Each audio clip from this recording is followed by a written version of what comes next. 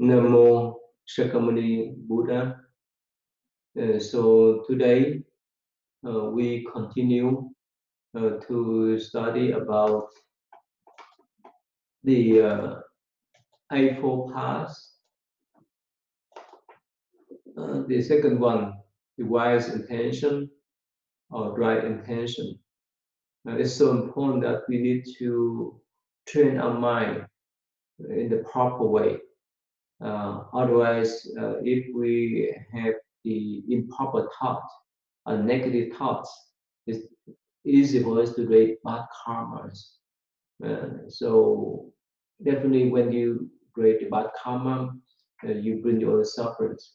So last time we discussed about renunciation, including forgiveness. We talk about patience. We stop at the place where Santideva suggests us that there's some ways for us to deal with our patience.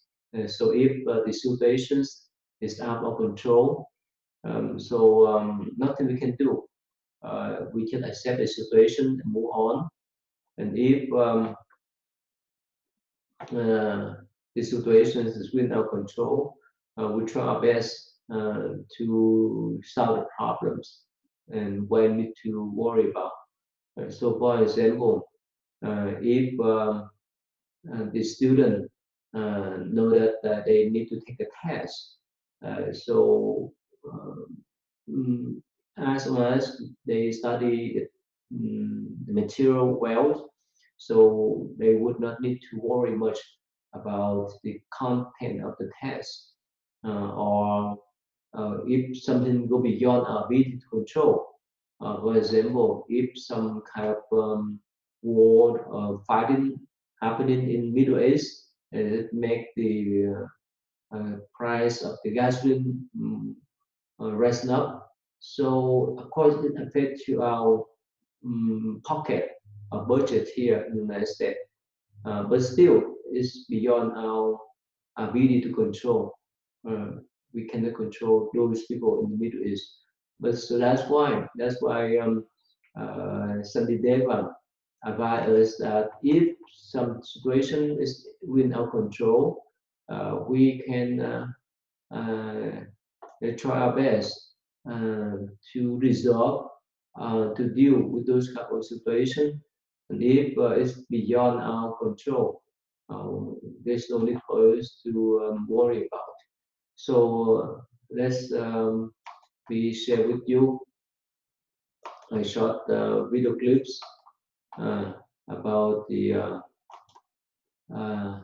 the patience. Or frustrated with a difficult project, impatience is a natural reaction to have when things aren't going our way. Usually, when we're in a stressful situation, we tend to react like, this is taking forever, or this person is being so annoying. People being people in life being life, our patience will be put to test time and again. It's inevitable. We can either choose to lose our cool, that we do most of the time anyway, or use it as an opportunity to practice patience, which, by the way, is a key to a happy life. Everyone wants to develop a habit of handling stuff more patiently, and it's easier said than done. But if you want to realize when you act patiently, it'll be easier to practice being a more patient person. Let me talk you through these everyday situations and how you can practice patience with an easy approach. All I ask is be patient to watch this video till the end. And for traffic, it's just so ridiculous that people get so impatient and aggressive in traffic. Did you know more than 70 million cars are produced in one single year? 70 million, just think about it. With increasing standard of living, more and more people are buying vehicles, so being hit by unexpected traffic is no more astonishing. You have to accept the simple fact that there is always a possibility of traffic when you're driving. Somebody said the best way to never get the unexpected is to expect everything. If you start to practice this, you won't get impatient in case of sudden traffic that you did not anticipate. And remember, if you do it impatiently, you won't get the traffic moving any faster and only aggravate the situation. It's not good for grown-ups to turn into kids with all that honking and yelling from behind the wheel. Don't do that. It always helps to take 15 to 20 minutes buffer in the traffic time. Number three, intranet. Intranet is one of the most common and predominant places where we all become impatient. Waiting a couple of extra seconds for a page to load feels like eternity. I'm not particularly proud of it, but sometimes I yell at my computer when it's slow.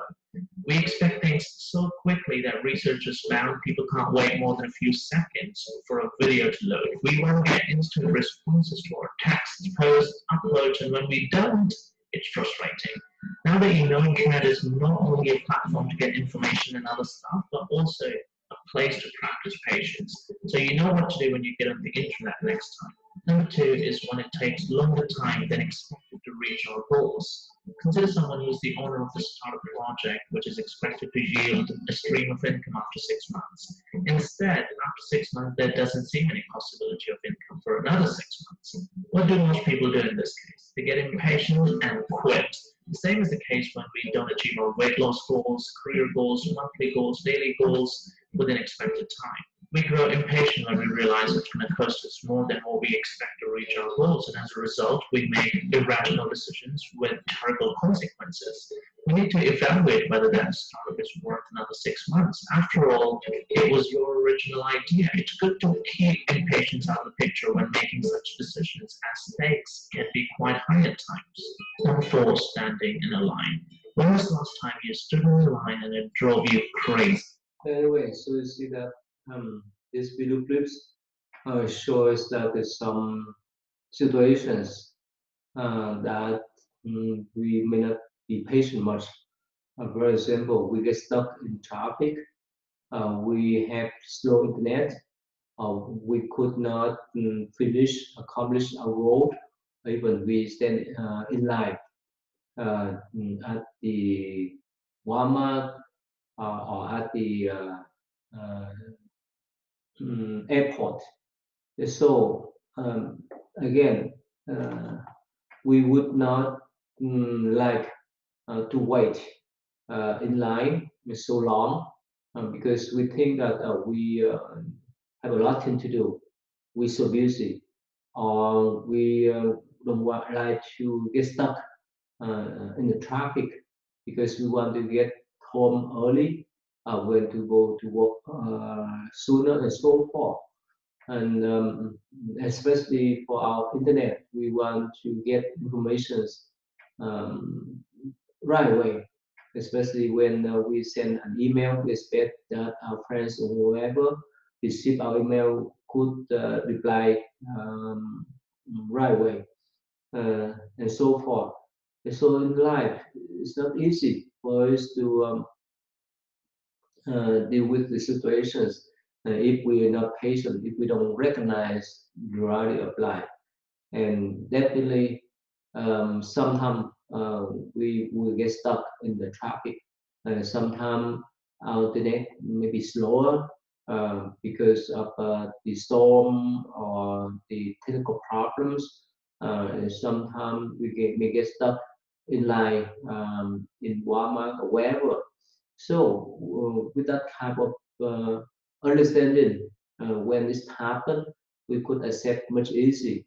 Of course, instead of being angry with the line, with the traffic, with the slow internet, we can utilize those time to do other things or to calm our mind, to calm our breath.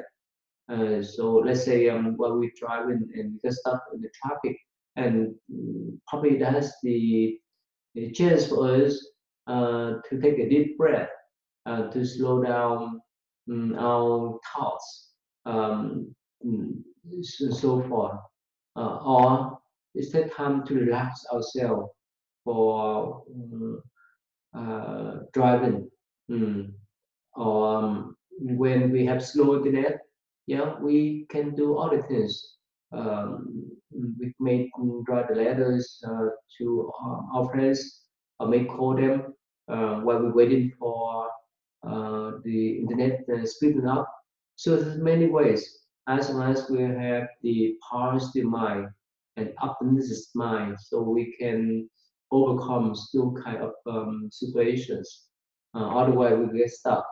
And so somehow, in general, we tend to expect the external condition and environment to go along with our expectations. But that's not the case. For example, we expect that we would drive our car smoothly without any kind of traffic. We would expect the green lights. We would expect no stop sign. And we would expect no traffic, so that we can get to our shop, our company, or even our house early or on times. But again, that's not the case. Sometimes we have to encounter those kind of obstructions, and that may slow ourselves down. So, with that kind of understanding, we would be flexible with the situation.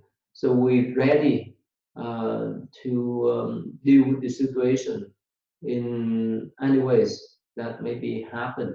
It's like while we're sailing a boat on the river, if it's go, uh, if the water flow straight, our boat will be sailing straight. If it's curving, we would sail in a curved way too.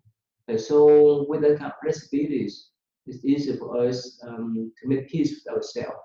Otherwise, if we expect the situations, the environment to follow our way of life, there's no way.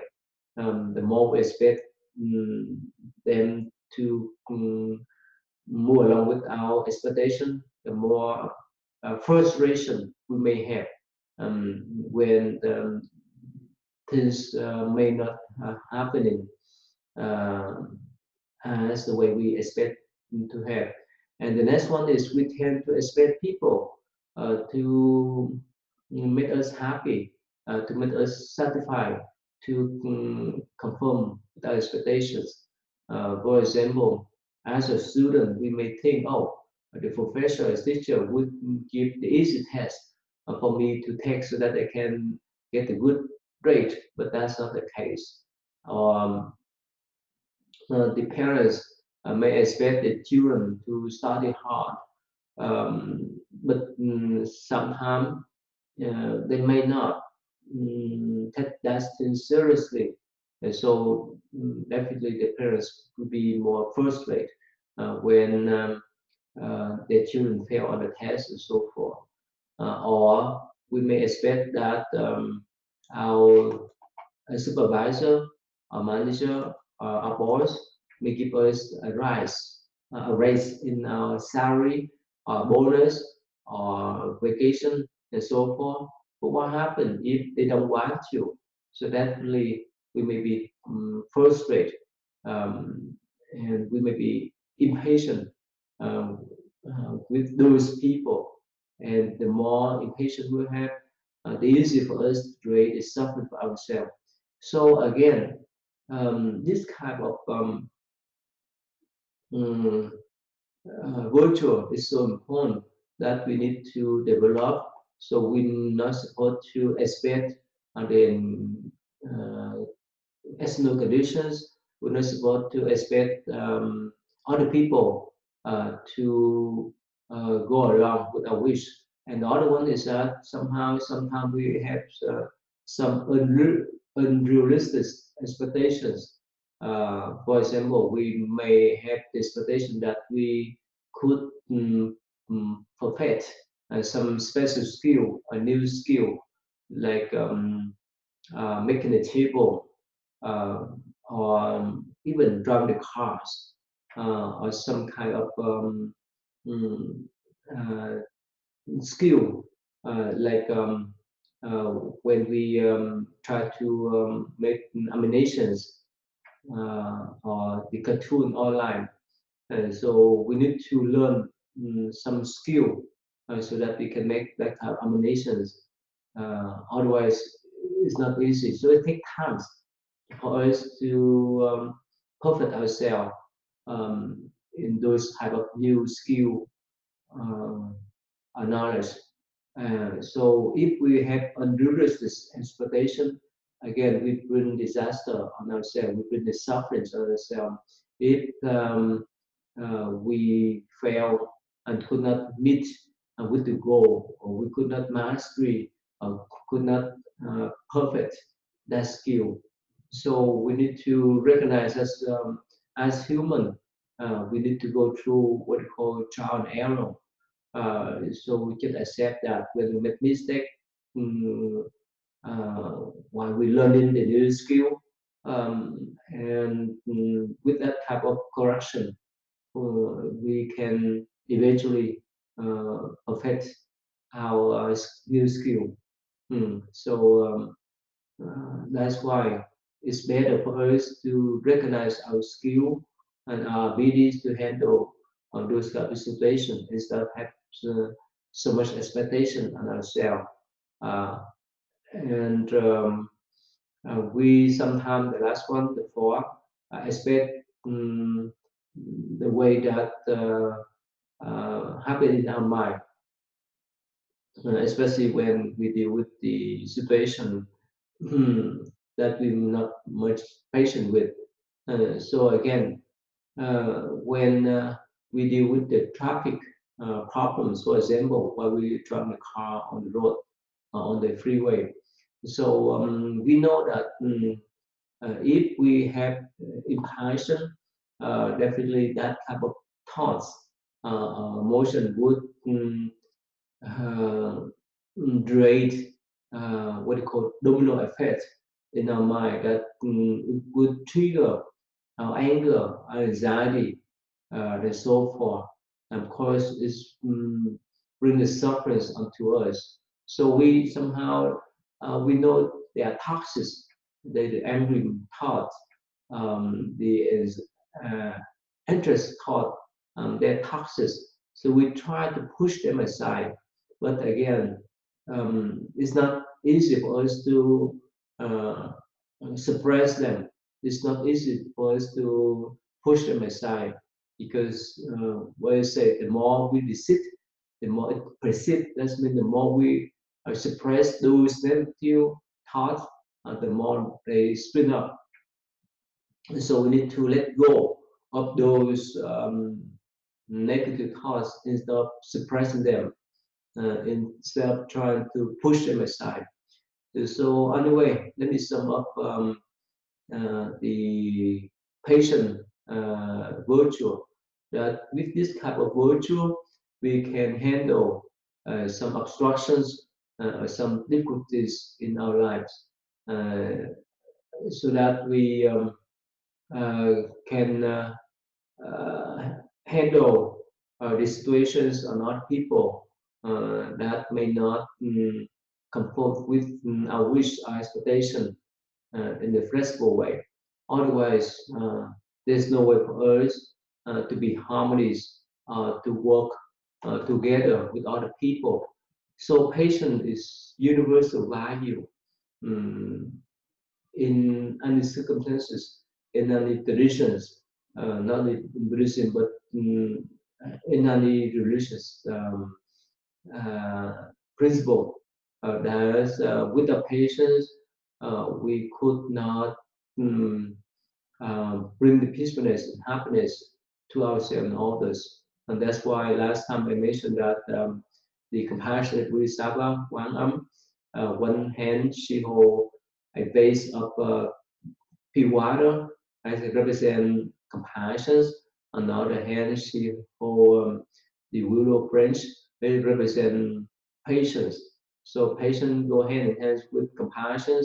It could have sense beings. So this Bodhisattva spread the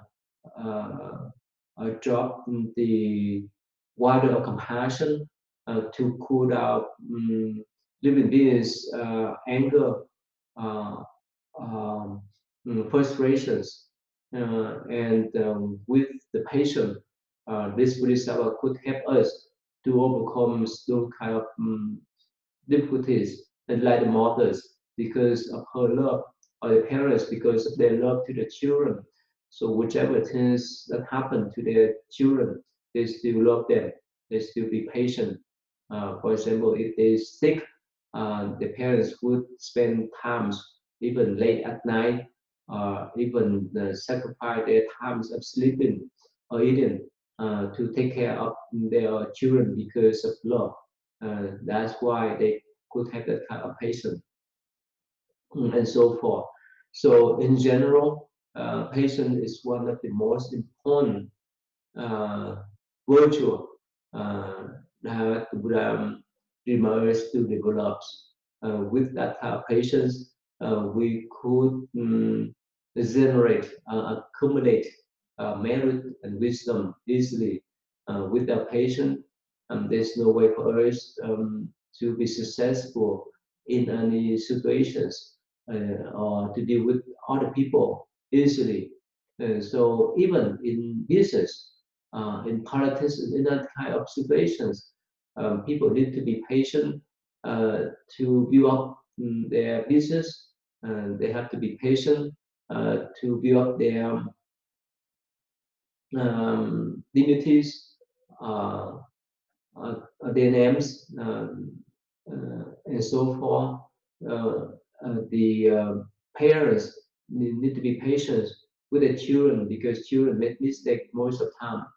The student uh, uh, need to be patient with the teacher, the professors. When they have done the test, they recognize that the professor or teachers need time to grade their test, and vice versa. The professors need to be patient with their student because they still make mistake while they learning. So again, patience is virtue, the universal virtue that we need to enhance and nourish so that we can deal with some difficult situation or obstructions. With that type of virtue, we could help ourselves and help others. In the case of the parents and children. So again, it's so important for us to recognize um, the virtue of patience in these items, the wise intention, the right intention, so that we could create the harmonies among ourselves. We could be flexible with the situation. We could go with the flow instead of against the flow, uh, so that we could bring the happiness for ourselves. Again, the main purpose of developing this kind of virtue, the patient virtue, is to bring the happiness for ourselves and others. If we're not much patient, definitely we would bring the disaster to ourselves and others. So that's just the uh, explanations about the virtue of patience. The next items I want to talk is the generosity. Uh, Again, this is the universal virtue that every traditions emphasize, encourage their followers to practice. When we are generous toward other people, we could create the good connection with them. When we care for other people, definitely we would receive the warmness from other people, and especially uh, in life, um, we are interdependent. We cannot live in isolation. We cannot live by ourselves. Of course, we are the one who determine our karma.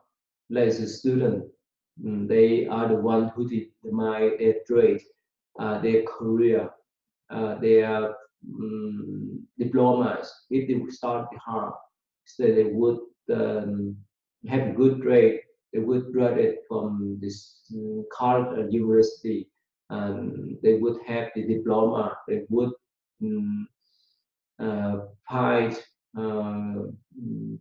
the job according to their wish. But again, without the support from other people, without the financial support, emotional support from their parents, spouse, and families. It's not easy for that person to pursue their career. And besides that, without the support from uh, their professors, teachers, counselors, and so forth, they would not know how to learn the subject um, in professional way. So again, in life, we need the support from other people because of the web of life. Even uh, internally, we need to put our effort first. But without their support, it's not easy for us to move on in life. Of course, if we have a strong and the firm determinations to study, to get job done and so forth, yes, we can do. But of course, it may take longer. It may be harder. But if we get the support from other people, it would be much smoother and so forth. So with this kind of understanding, we need to share with other people through this kind of virtue, this generosity. So that's why the Buddha reminds us that this kind of practice is so important. This is one of the first uh, six paramitas. Actually, the first uh, um, within the six professions, the generosity, the practice of generosity, and the practice of discipline, moralities, um, the practice of diligence, uh, the practice of patience, the practice of concentration and meditation. The last one is the practice of wisdom. So generosity is the top one, the most important one among those professions. So before I move on, let me share with you a short video clips about how sharing with the homeless people a few years ago in Houston. We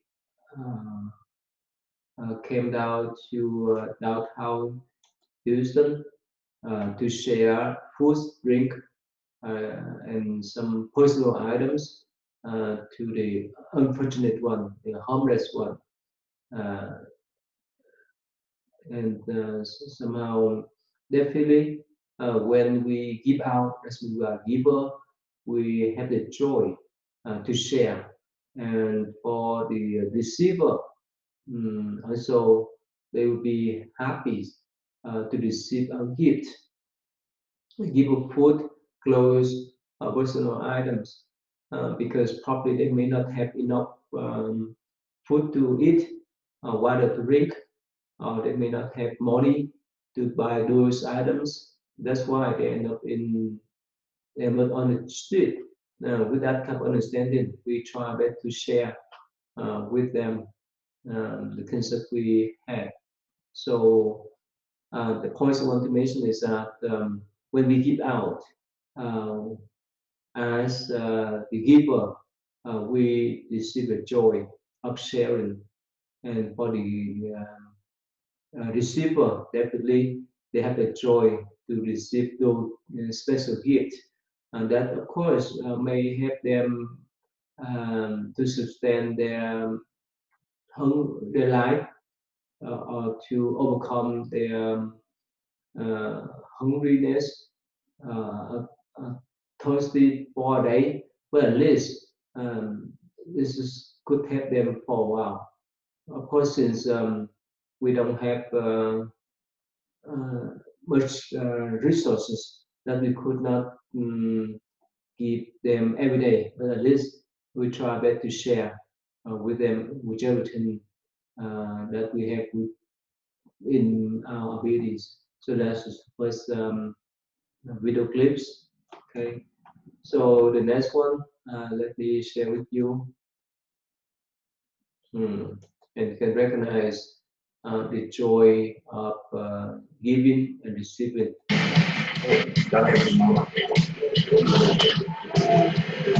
What's up, guys? Stuart here. In my life, I've been very blessed by the generous acts of anonymous people, especially during the Christmas holidays. So today, I decided to go out and be someone else's secret Santa. The Christmas tree.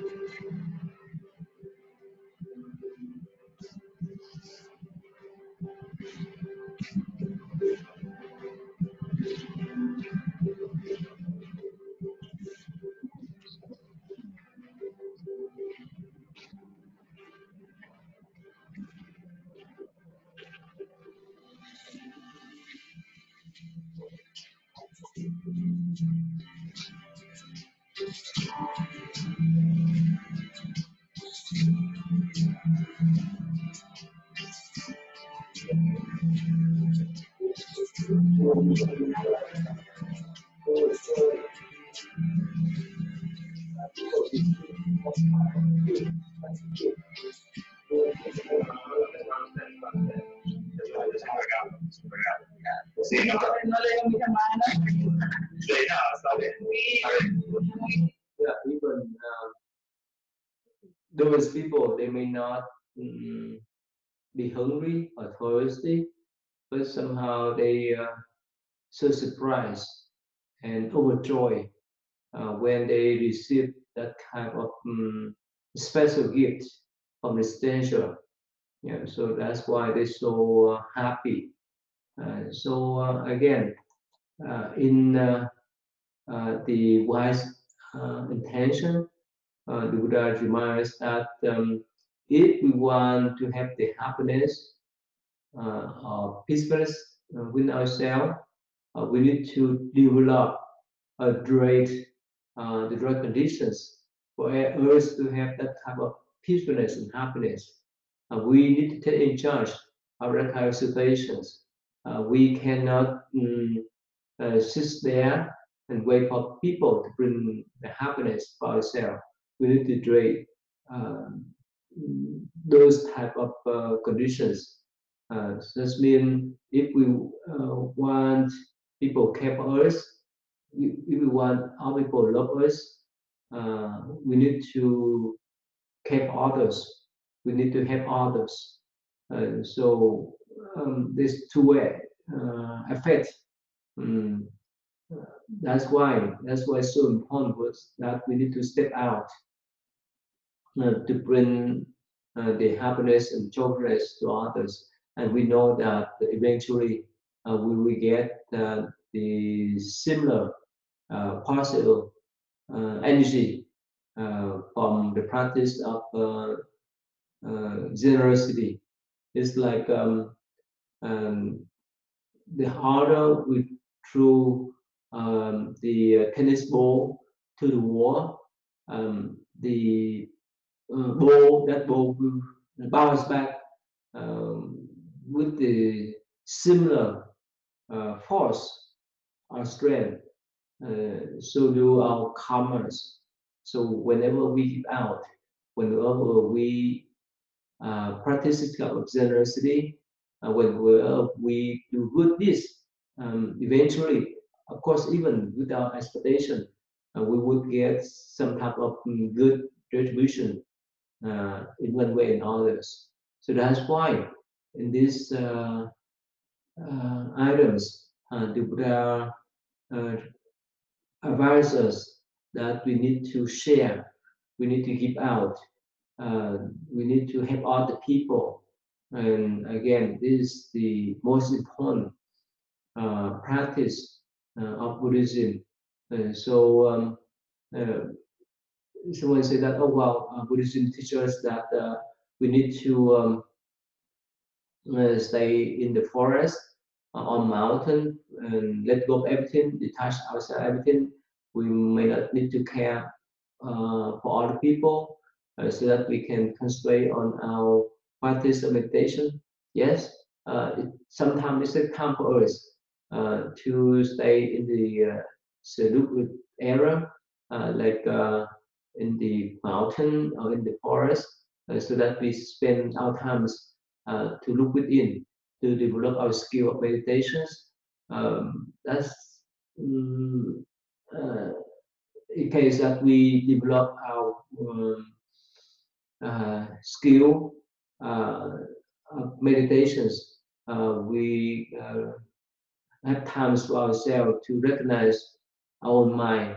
But of course, on other times, we need to step out to help other people. We cannot stay in isolation by ourselves. Uh, we need other people help as well as other people need our help. Things that we have, like our clothes, our shoe, our computers, our car, and so forth. Those items or those products were produced by other people with their effort. And of course, everyone contribute in different ways. So, like uh, even the teachers, they don't work physically but mentally. They use their knowledge, experience, and intelligence to teach or guide the young generations. For the workers uh, who um, who do the labor work, our prisons, the electricity, uh, mm, water pipe, and so forth. They put their effort and strength to do those jobs. So everyone has different positions, responsibility to fulfill, but we need to contribute in one way and others. And that's why go back to the thing that I mentioned that as much as we help other people, as much we share, as much we fulfill our responsibility, we will bring our happiness for ourselves and others. Otherwise, if we just think about ourselves, if we just consider care about ourselves, definitely when it's time for us to encounter a natural disaster or lost our jobs and so forth, we would not have enough blessing uh, and merit to move on or to overcome those kind of difficulties. So that's why uh, whoever practice what we call the Bodhisattva path, um, the practice of generosity is one of the most important principle of practice that we need to go through.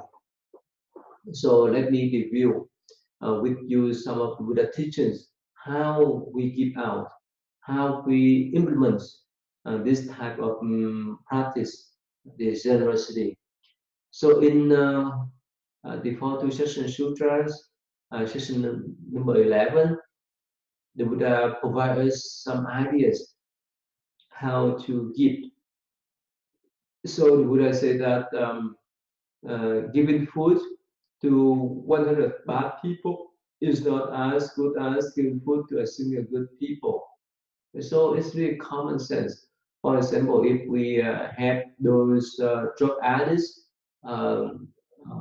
criminals, and so forth, after they taken our food and drink, they have enough strength to go out to commit the crimes again. So in one way that we support their crimes.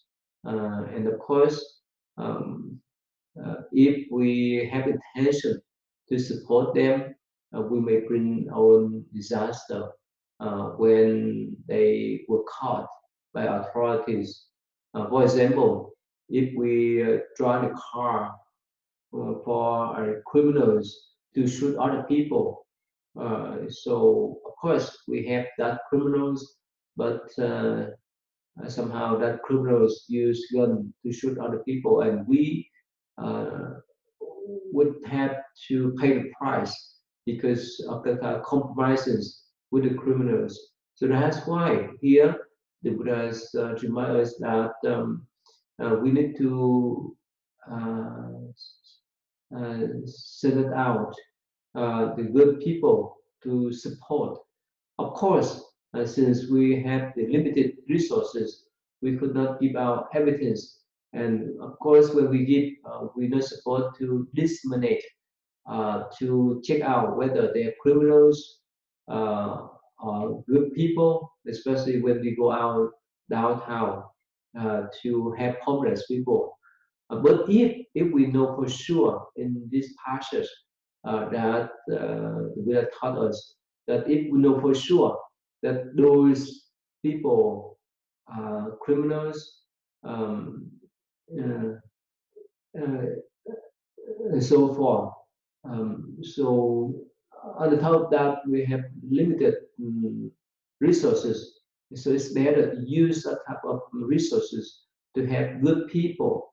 Otherwise, we would compromise with them to do a bad karma. Of course, later on I explain that the Bodhisattva they have different approach, but here's the more religious way that we could help other people.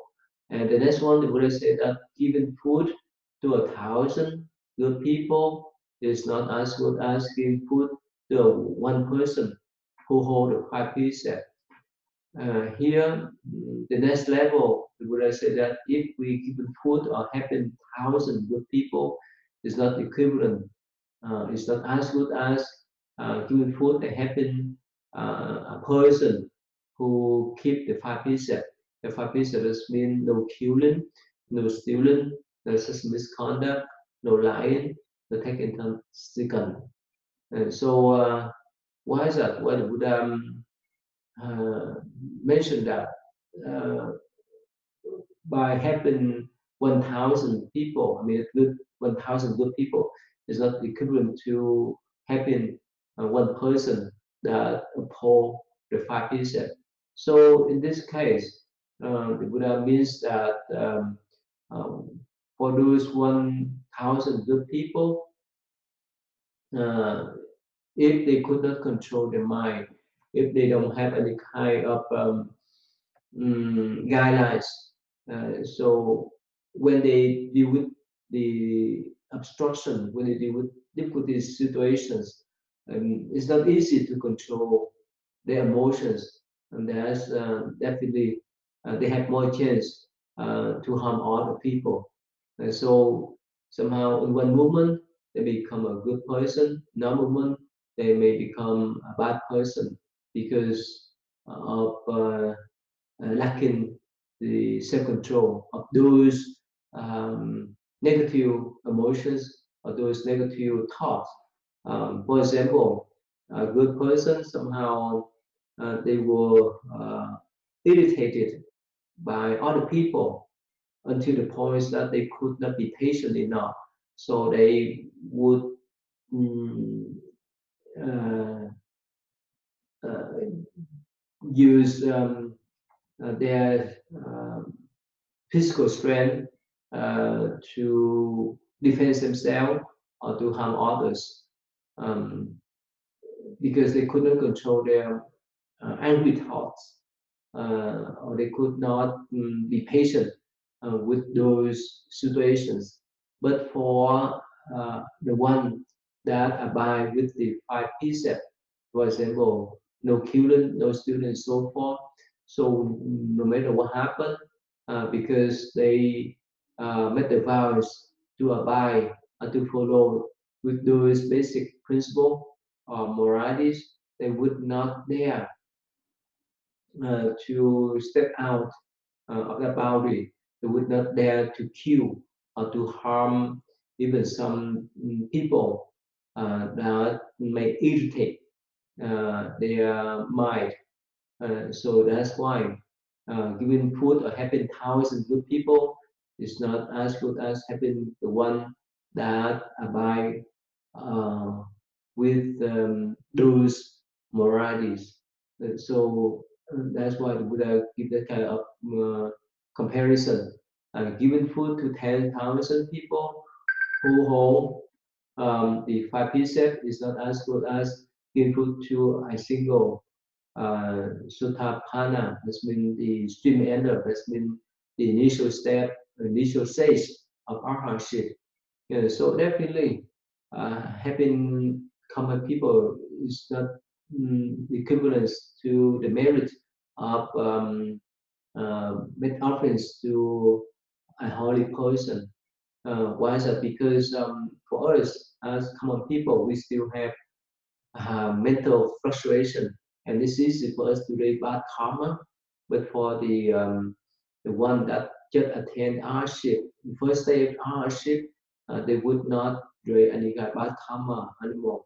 So let me stop here today since time is up, and I will share with you the Buddhist teaching about this practice of generosity next time. Namo Shakyamuni Buddha.